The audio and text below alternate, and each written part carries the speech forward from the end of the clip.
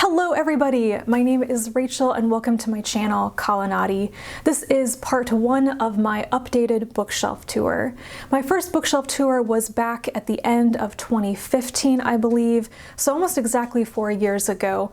There have been hundreds of books in and a couple hundred books out since then, and I thought it would be fun to do an updated version. I personally really love bookshelf tours. I also really enjoy filming them. I know some people think they're very tedious to make, but I find it to be quite pleasurable. It's so different from what I usually film, so I definitely enjoy it. I also enjoy excessively detailed bookshelf tours. If I'm watching one, I want to see every single book. I want to know what people have. And I was kind of curious if you guys agreed with me, so I did a poll, and I was a little bit surprised that at least 2/3 of you seemed to agree with me on wanting to see everything, not just a broader overview. So I will attempt to show you just about every single book in my possession throughout the course of this bookshelf tour series. Before I get started showing you the books, I do want to explain how I keep my books organized. I prefer simple and methodical. So all of my books are organized alphabetically by author's last name. I do have them split up into special collections. I want certain editions to all be together, or I want all my comics to be together, that sort of thing. And since my last bookshelf tour, I have divvied up my books into more categories and in slightly different places. I catalog my books using a service called Library Thing. I think in the past I may have made a short video about how I actually use it. About 3 to 4 times per year I will take that catalog from Library Thing and I will compare it to what I actually have on my shelves. I make sure that everything is in the right place, in the right order, that books are taken out of my catalog if I've gotten rid of them, and that I have remembered to add things that I've acquired, because I'm really bad about adding things sometimes. It may not surprise you to know that I have actually worked in a library and I enjoyed doing things like shelf reading and making sure everything's in the right order and all of that.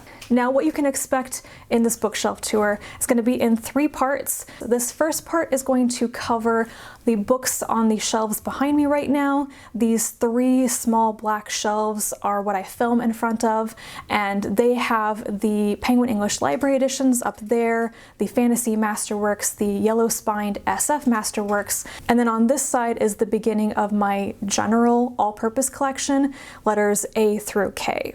The second part will cover the general collection, letters L through Z, and the comics collection. And then the third part will be everything else, all the other little collections, my TBR/unread shelf, my Ursula K. Le Guin books, my Diana Wynne Jones collection, and if I still have some steam left in me, I may even cover my reference books, which I have never actually shown in a bookshelf tour before. So with all of that massive intro, let's begin. So here is a better shot of both my dog, Ava, as well as the black bookcases that are usually behind me. As you can see at the bottom shelves of each bookcase are double shelved. So I'm going to have to excavate a little bit to bring the books out to show you. I do not have enough shelving for all of my books, and yes, I will eventually need to fix that. So these books on the first half of this top shelf are my Penguin English Library editions. These are pretty much all the classics that I own.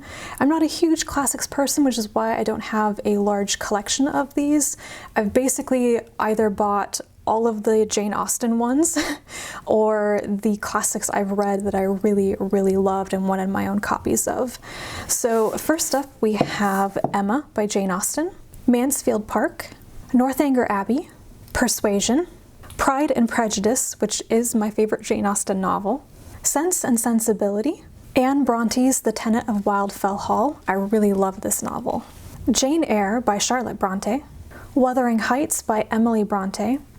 This is a book that I think is actually very good, but I hated reading it.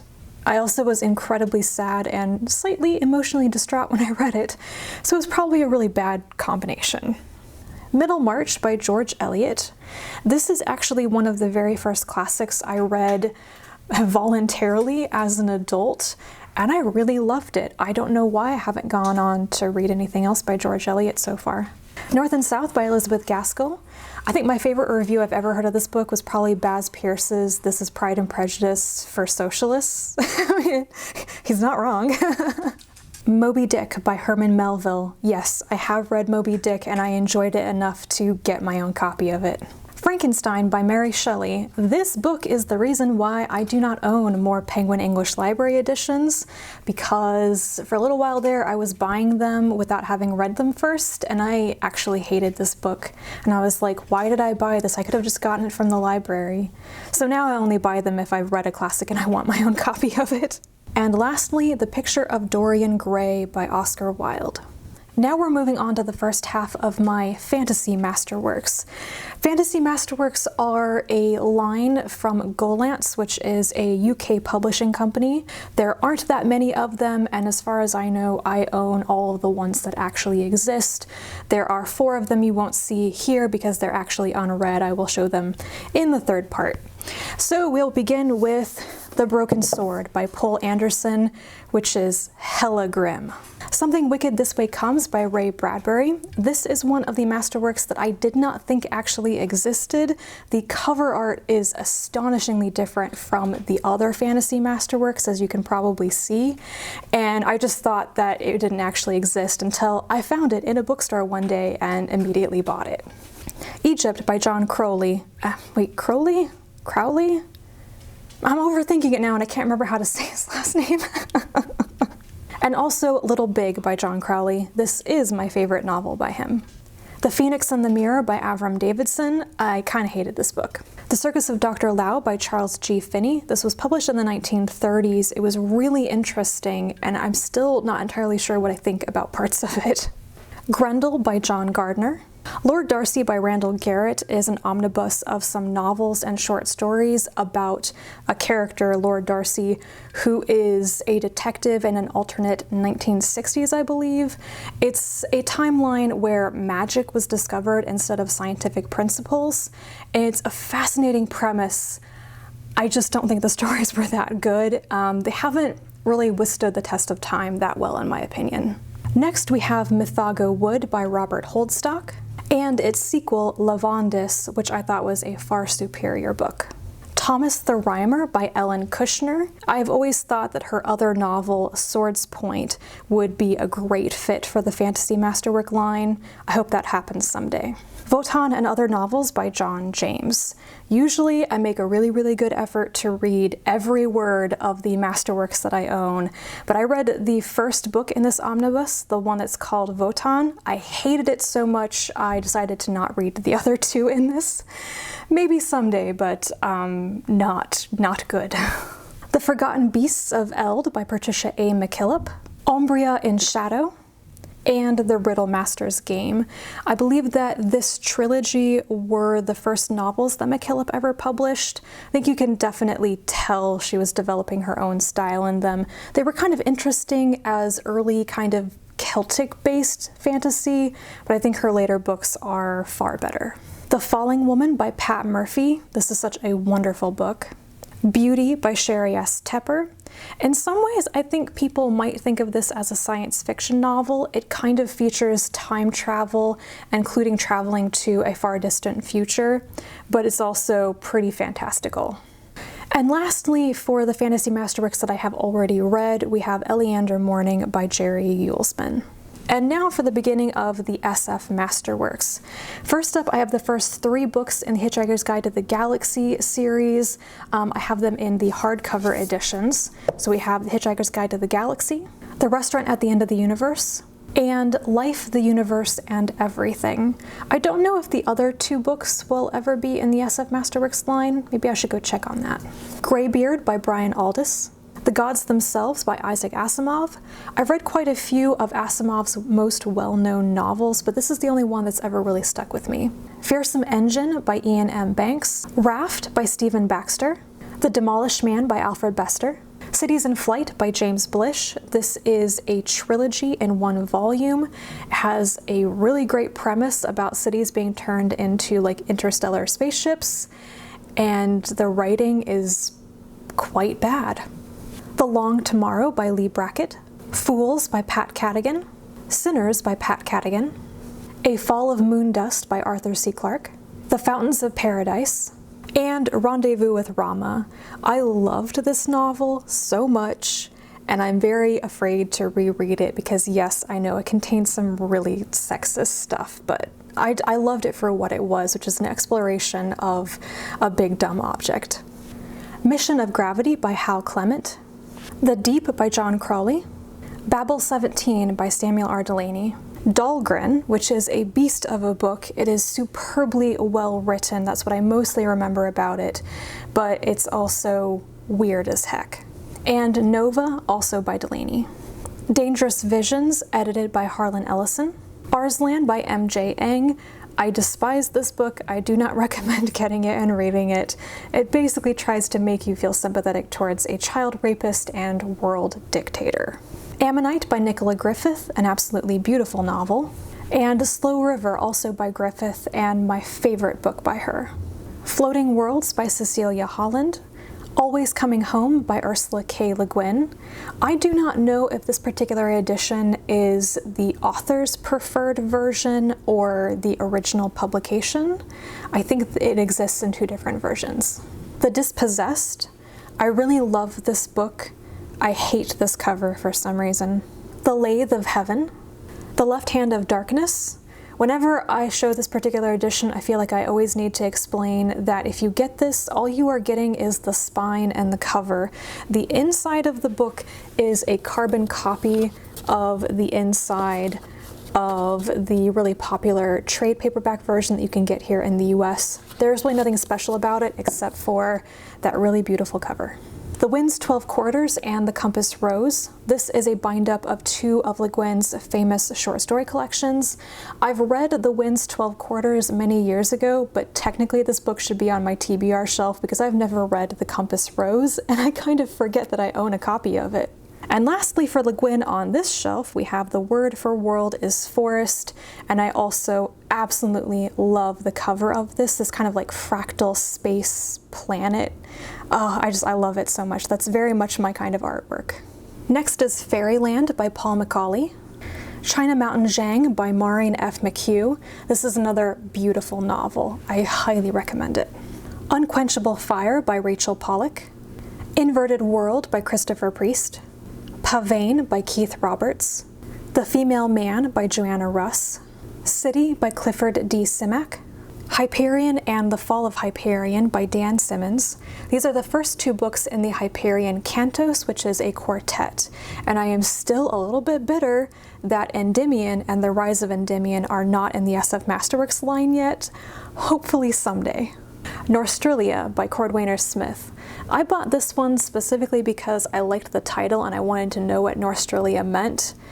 It did not live up to the mystique of the title, let's say. Hard to Be a God by Arkady and Boris Strugatsky. Monday Starts on Saturday. And Roadside Picnic, which is the book that I think the Strugatskys are most known for, especially in the English-speaking world. Dreaming in Smoke by Tricia Sullivan. The Gate to Women's Country by Sherry S. Tepper. Grass, which is the first book in the Arbai series. And Raising the Stones, which is the sequel to Grass. I haven't read all of Tepper's novels, but I have read, I think, the majority of her really well-known ones, and I think that Raising the Stones is her absolute masterpiece. Her Smoke Rose Up Forever by James Tiptree Jr. This is the best of collection of Tiptree's short stories. The Sea in Summer by George Turner. This is one of my favorite Clark Award winners. It's a really well done book about the far future effects of climate change. It was written in the 1980s and I was completely stunned by it. The Embedding by Ian Watson. Doomsday Book by Connie Willis. This is the first book in her Oxford time travel series. It's very good and far more serious than a lot of her novels are. To Say Nothing of the Dog is the second Oxford time travel novel, though it stands very well on its own. It is completely hilarious and probably my favorite book by her. Time is the Fire, the best of Connie Willis. This is another best of short story collection. And the last of my read SF Masterworks is Roger Zelazny's Lord of Light, which I really need to revisit one of these days. And this brilliant yellow book is the SF Gateway Omnibus of Theodore Sturgeon's books. It contains The Dreaming Jewels, To Marry Medusa, and Venus Plus X, which are all very, very interesting novels. And this is the only SF Gateway Omnibus I have read in its entirety and that I'm keeping. I don't have a good place to keep these, so they're just gonna be stuck with the SF Masterworks for a while. You may have noticed that I have these 3 oversized books just stuck here. That's because there's no other place where they will fit. So really quickly, we have Daydreamer's Journey. This is The Art of Julie Dillon. It's a really beautiful art book. And then these 2 are old children's books of mine. Piggies by Audrey and Dawn Wood, which I'm probably going to get rid of because it does kind of scare me, Disembodied Hands. And this is an old favorite, Two Bad Babies by Jeffy Ross Gordon. And now we are moving on to my general all-purpose book collection, which is where the vast majority of my fiction and nonfiction goes. We're beginning on these 2 bottom shelves, which are double shelved. So as you can see, I'm going to be pulling the books out so I can show them to you one by one. First, we have The Queue by Basma Abdel Aziz, translated by Elizabeth Jacket. The Goblin Emperor by Catherine Addison. The People in the Castle by Joan Aiken. The Cereal Garden, The Complete Armitage Family Stories, also by Joan Aiken. This collection is a freaking delight. On Christian Doctrine by St. Augustine, translated by D.W. Robertson Jr. This is actually one of my old school books that I actually enjoyed reading it for a rhetoric class, so I kept it. Mendoza in Hollywood by Cage Baker. Consider Phlebas and the Player of Games by Ian M. Banks. Ancestral Night by Elizabeth Bear. Bone and Jewel Creatures and Book of Iron. These are 2 novellas by Elizabeth Bear in Subterranean Press editions. And also Care and Memory and its sequel novella, Stone Mad.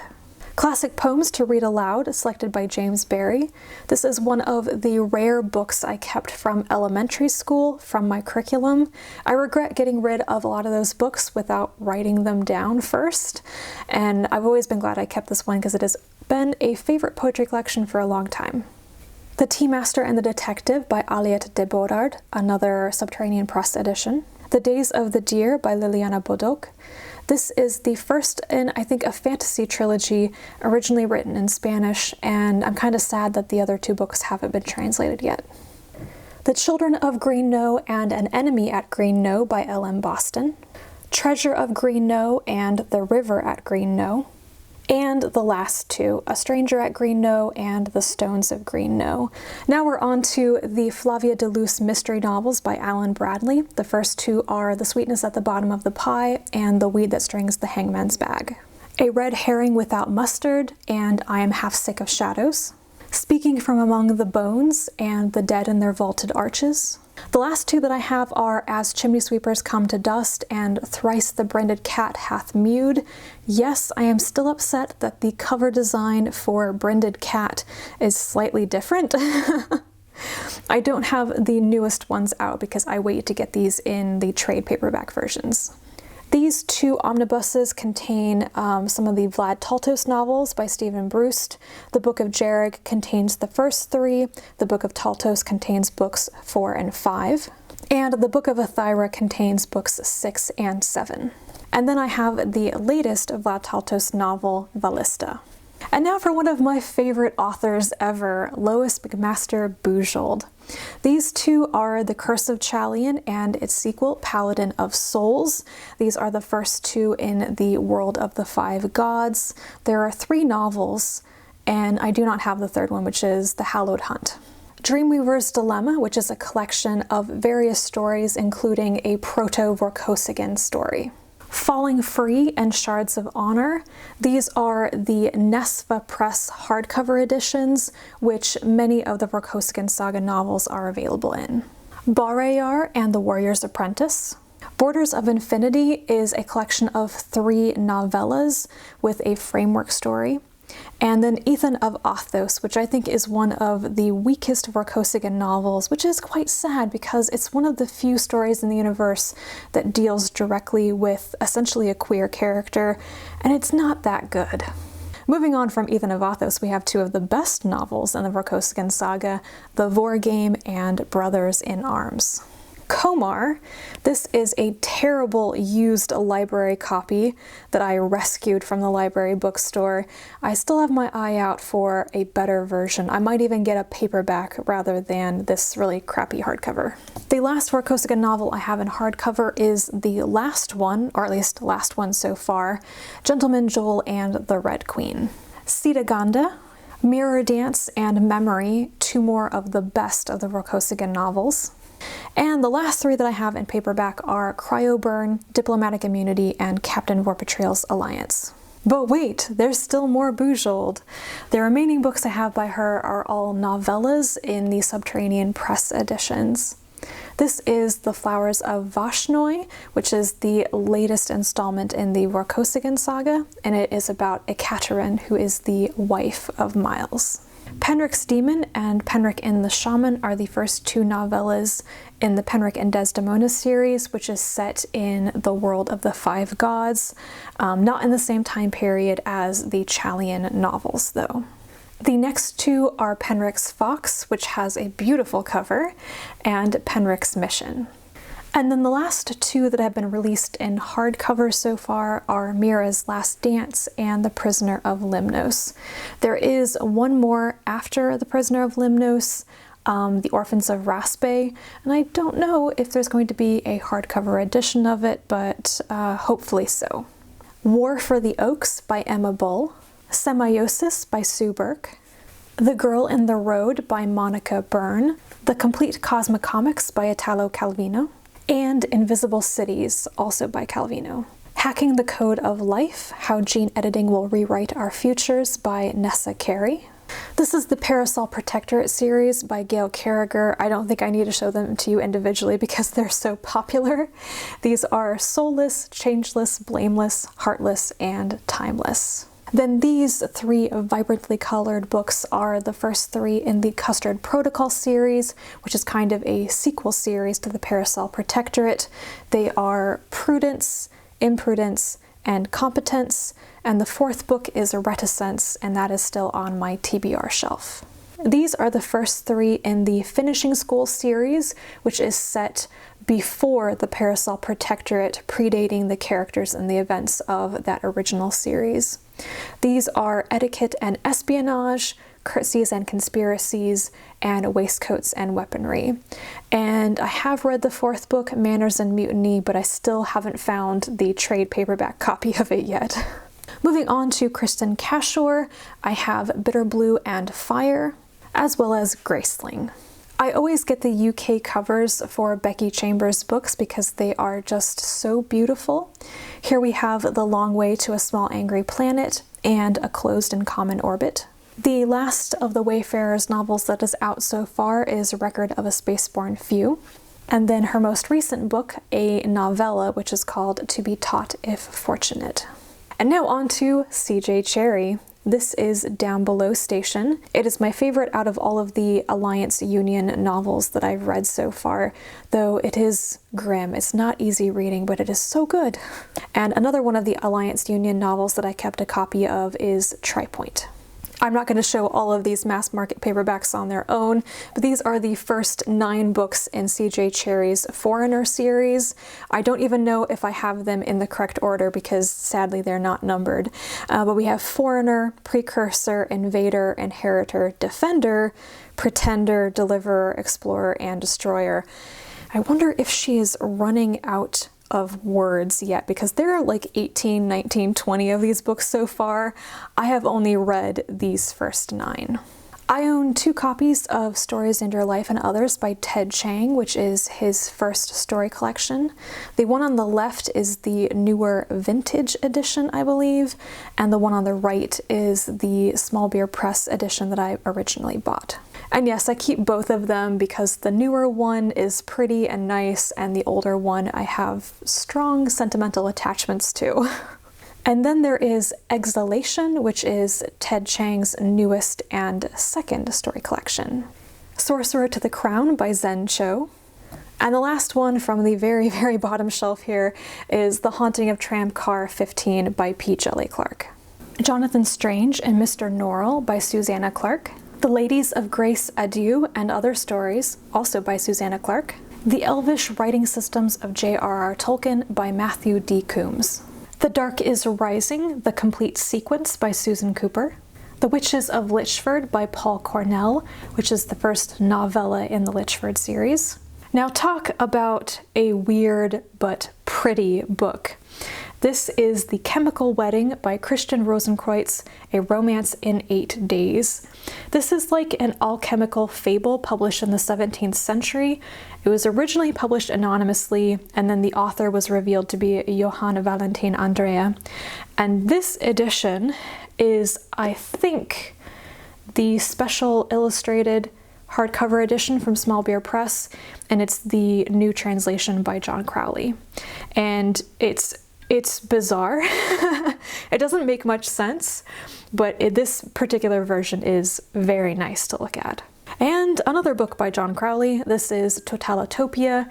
It is a small collection in the Outspoken Authors line from PM Press. And this is Samuel R. Delany's Outspoken Authors collection called The Atheist in the Attic. And also Tales of Navarion by Samuel R. Delany.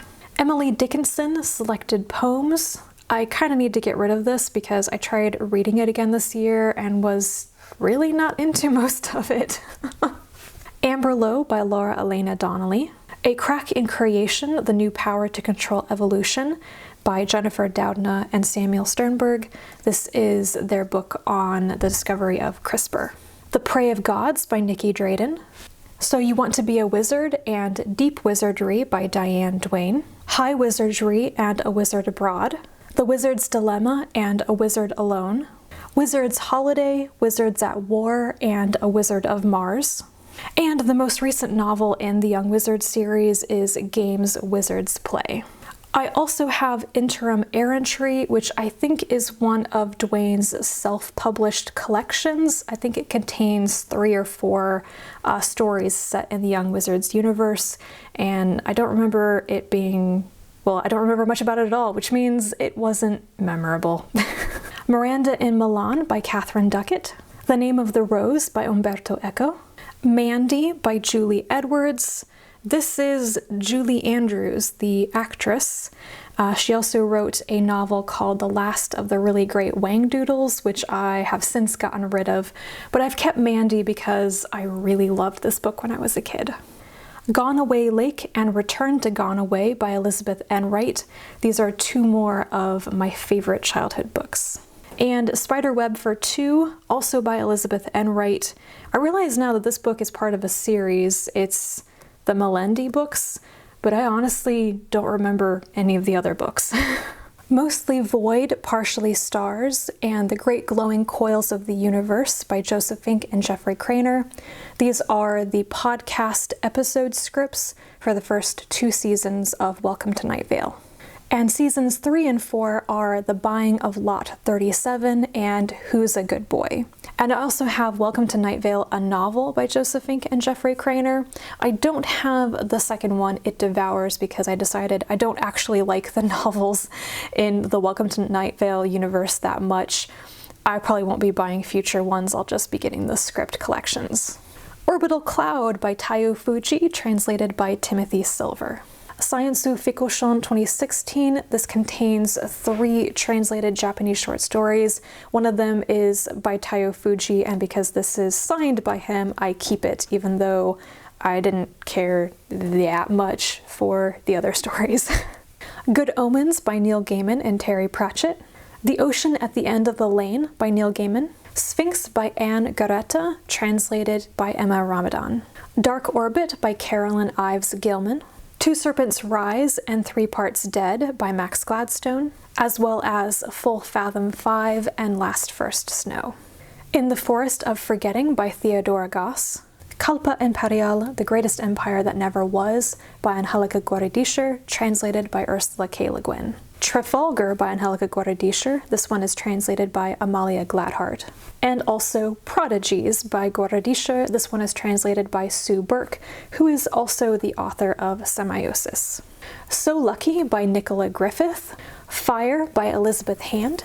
The Ouroboros Wave by Juji Hayashi, translated by Jim Hubbard. Dune by Frank Herbert. Report from Planet Midnight by Nalo Hopkinson.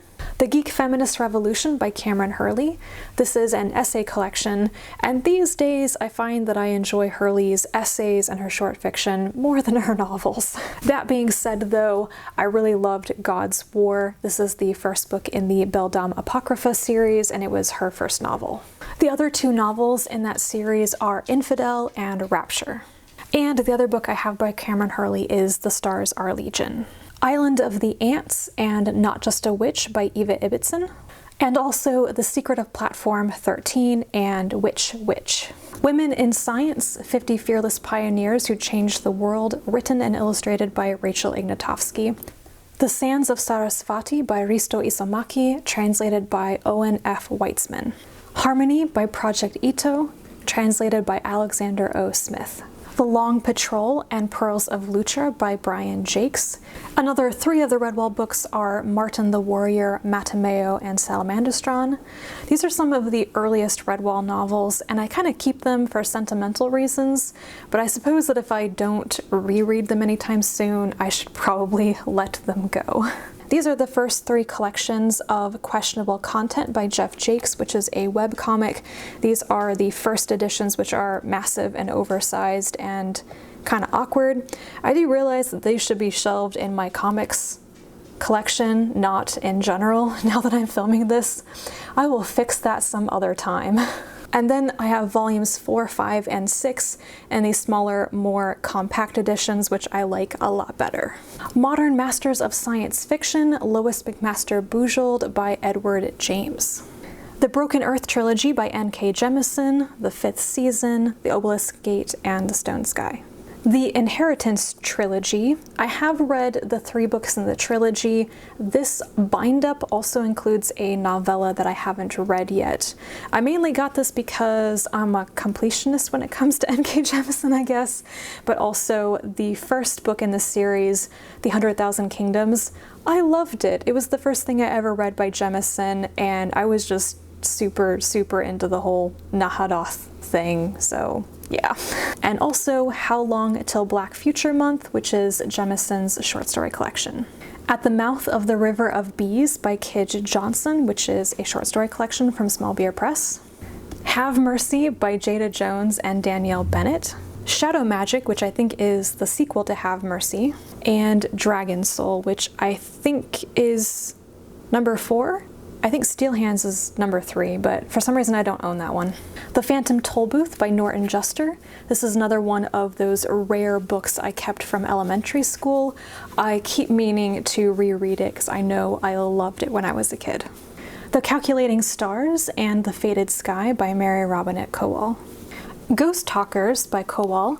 I loved this book, but I find it's one of her novels that nobody really talks about anymore. It's not even that old. It was good, but it doesn't have that sticky story quality to it that most of her other books have had for me. The Privilege of the Sword by Ellen Kushner. This is a really cool hardcover edition put out by Small Beer Press some years back. I would love to have a matching set of the Riverside novels like this. Unfortunately, that doesn't exist. The Moon and the Other by John Kessel. And the very last book for this batch is Modern Masters of Science Fiction, Ian M. Banks by Paul Kincaid. And that is the end of part 1 of this updated bookshelf tour. Hopefully you will join me in part 2 for the remainder of my general collection and the comics.